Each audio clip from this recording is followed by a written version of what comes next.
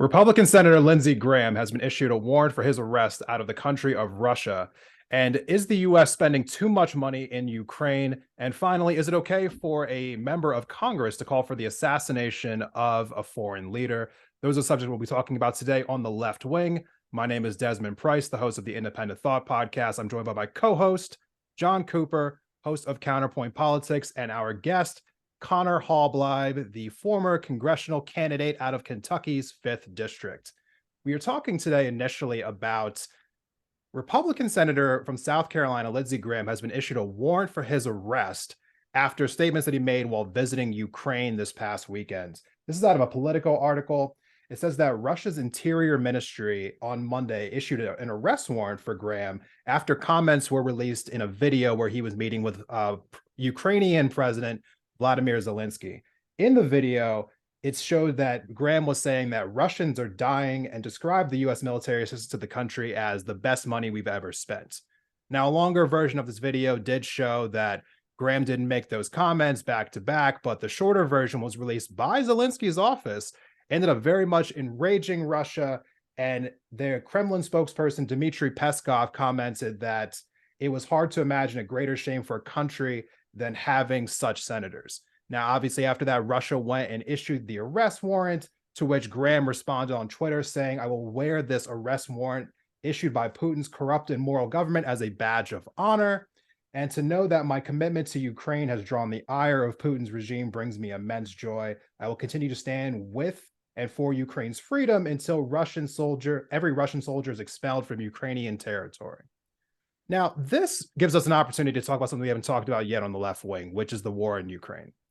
Currently, as of, at the end of 2022, Congress had appropriated $113 billion for the war in Ukraine. Now, conversely, we had appropriated $146 billion for the entire 20-year duration of the war in Afghanistan. And that's where I kind of bring this question to you both now.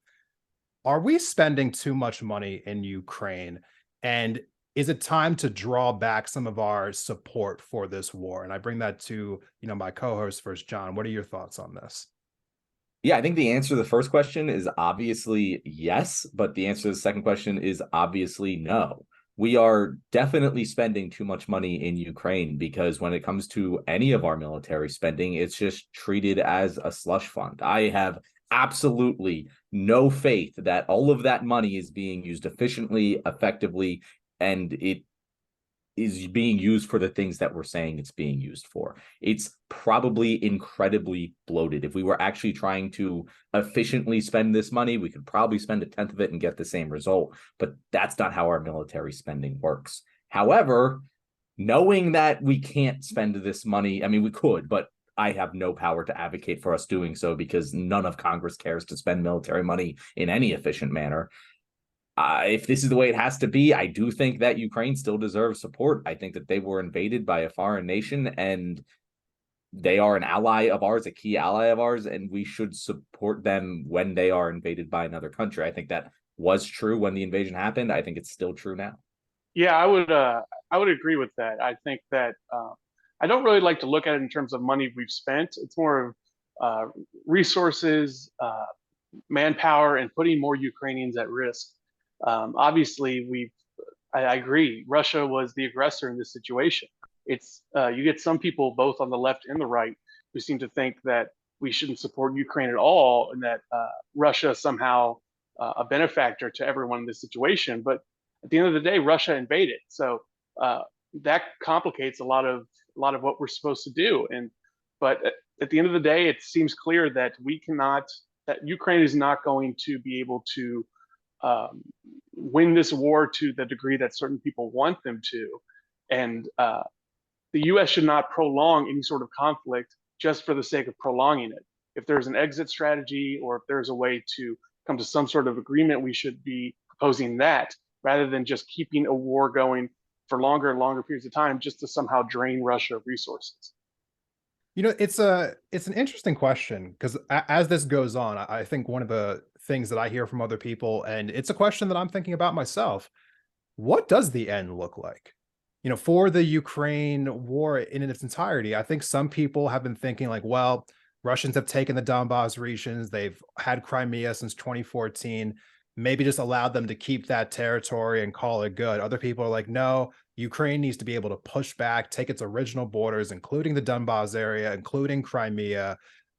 For you, Connor, you were running to be in Congress. For you personally, what do you think is the better end for this conflict? Is it Russia just keeping the territory they've acquired so far, or is it Ukraine going in and reacquiring the areas they've lost in this conflict since the start of last year? That's a great question, and obviously it's a complicated one. It's one we here in the West, in America specifically, really don't have uh, the historical perspective to most people to get a grasp on it.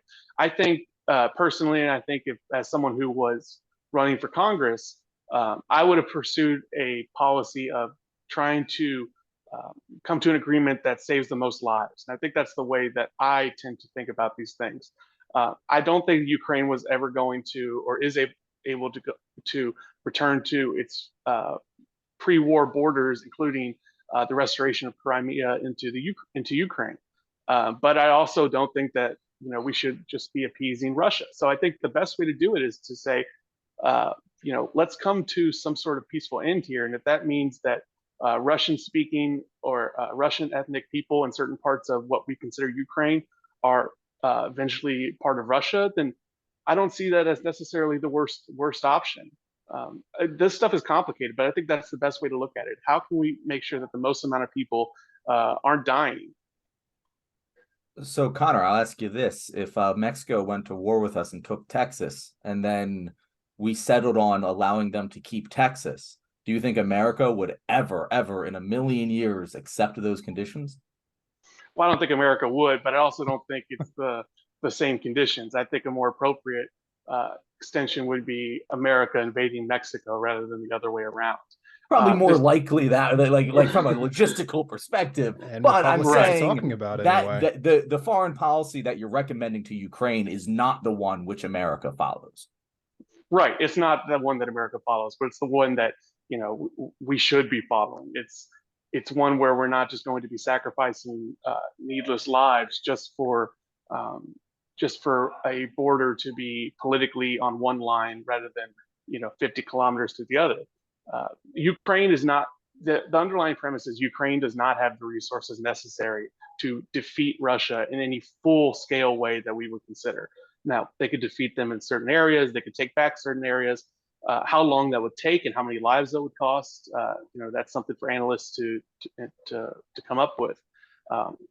If Ukraine was able to stay, a sovereign nation, but without some of the territory that it currently has, I don't see that as the worst option. Basically, this is a war in which every option is bad, but the best option that we can come up with is the one where the most people's lives are safe and most people's lives are not disturbed too much.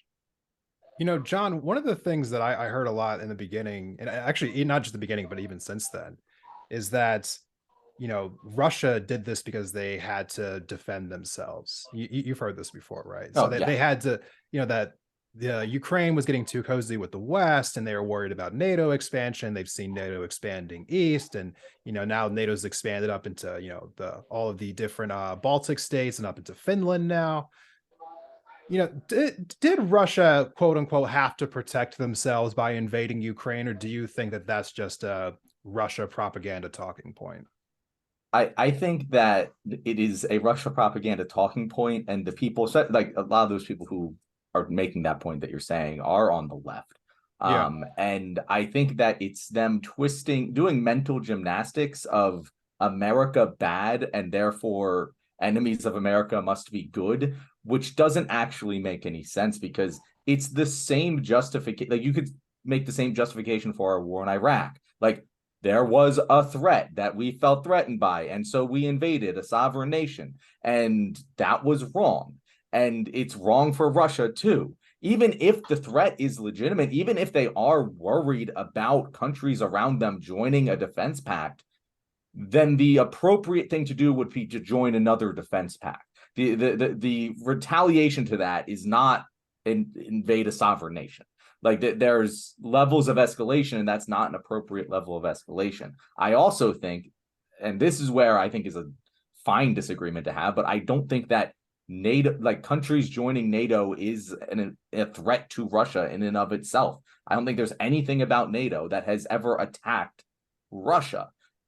Are they worried about it? Sure, but if they never attack any of those countries, there should be no problem. If they work to cooperate with the Western countries, there would be no problem. There doesn't have to be animosity between the two nations or between two entities.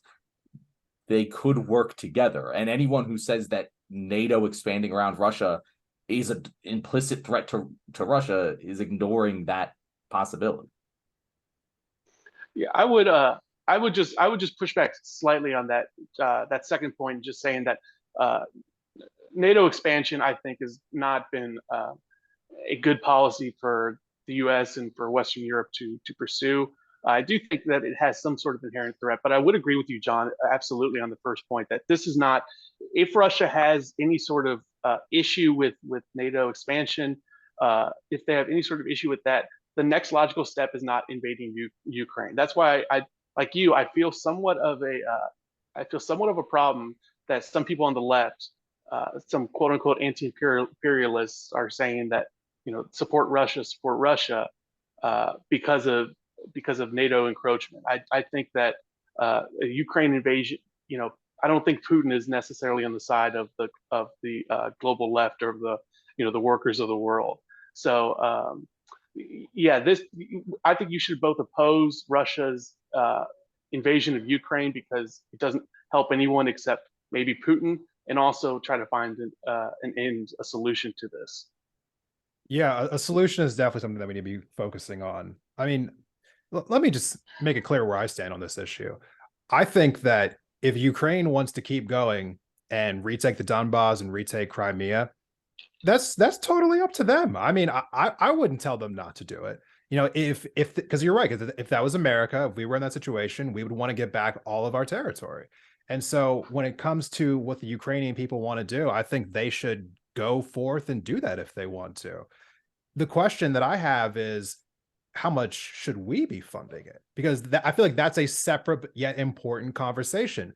As of right now, 47 countries have been giving money to Ukraine throughout this conflict. And of those 47 countries, the US has given more than the remaining 46 combined. So that sounds drastically familiar to general military spending. So, I mean, when it comes to our particular involvement in this conflict, it's incredibly bloated. I mean, if Germany wants to push more money, they should do that. If the Baltic states want to push more money, they should do that. If the UK wants to, but this is taxpayer money that is going to this conflict. And I'm not saying that we shouldn't help them at all, but I think there's a difference between not helping at all and 100+ billion in a year. And we're not talking about this. We're not debating the amounts in Congress. It's just, like Biden just keeps appropriating more and more. Congress keeps just like fleshing out more and more. And I think it's a bit excessive. I really do. I think it's an excessive amount of aid, not because they don't deserve it, but because we have things that we need to be addressing here at home. And to be honest, we can't be just dumping hundreds of billions of dollars into every single conflict that happens around the world. Ukraine's war with Russia isn't the only conflict in the world. Are we going to get involved with all of them? Like, where does it stop? Honestly, truthfully. No, and that's a great point. And if you're a congressman saying, hey, we need to cut back spending, and you're unwilling to touch Ukraine, you're unwilling to touch military spending in general, and you only want to touch money that is going to poor families or whatever, I think it's just not, it doesn't make any sense. Because if we have the infinite money machine and it's going to Ukraine, if we're using the infinite money machine for that, that's fine. But I'd like to use the infinite money machine for other things too. I'm a modern monetary theory guy, but like if you say we have it for this, but not for Americans, that doesn't make sense to me. Yeah, and I would say that I would agree with both of you in that if this conflict is between Russia and Ukraine over regions that, frankly, me and everyone else on this call or anyone who's listened to this probably understands less than 1% of the history of that region. we shouldn't necessarily be directly involved in anything like that. I said on the campaign trail when people asked about Ukraine, I said again that if we want to support the people of Ukraine, the best thing we could do is have a very open and very accommodating refugee policy to get people out of very dangerous areas. And we know that there are problems with the refugee policy being more open to certain types of people than others, and that's a question we can get into. But I would say that that is where the U.S. should be placing its energy. Is if refugees are trying to get over to America, we should be as open and accommodating as possible. That's where we should spend our energy. Yeah, and kind of the last point that I want to make about this story is when I first came across the story about Lindsey Graham being arrested, in my mind, I thought it was for comments that he made a year ago, because he had made comments publicly about calling for the assassination of Putin, kind of in an indirect sense. In fact, we have a video. We're going to play that video really quickly right now. Hope he'll be taken out one way or the other. I don't care how they take him out. I don't care if we send him to The Hague and try him. I just want him to go. Yes, I'm on record. Please understand, Senator Lindsey Graham, and if John McCain were here, he'd be saying the same thing, I think. It's time for him to go. He's a war criminal. I wish somebody had taken Hitler out in the 30s. Vladimir Putin is not a legitimate leader. He is a war criminal. He needs to be dealt with by the Russian people. I'm not asking to invade Russia to take him out. I'm not asking to send American ground forces in Ukraine to fight the Russian army. I am asking the Russian people to rise up and end this reign of terror for you and the world at large. So, Connor, you, again, are representative here who was going to be running for Congress. So it feels most apt to ask you this question first. Is it okay for members of Congress to make statements like that, basically encouraging let's just call it what is, the assassination of a political leader? No, it's not. And I would take my stance from what Bernie Sanders said when talking about General Soleimani when General Soleimani was assassinated. You had both people, Democrats and a lot of mostly Republicans and a lot of Democrats saying, "Oh, he's a thug and he was this or that, but he shouldn't have been assassinated." Bernie Sanders just straight up said that, look, we cannot have any sort of relationship with any country if we start advocating for the assassination of political leaders. And that's what I agree with. There's a lot of things that I have against Vladimir Putin. There's a lot of things that I have against leaders all over the world, including here. But to say that we should be advocating for assassination of them is simply a way for someone like Lindsey Graham to stoke flames that don't need to be stoked. It's throwing fuel on the fire, and it does nothing to help any situation. So, Connor, I'm going to go ahead and just disagree with you there. Now, I'm not calling for the assassination of Vladimir Putin. However, I think it's fairly hypocritical to send billions of dollars for Ukrainians to kill Russians and not have Vladimir Putin be considered one of them.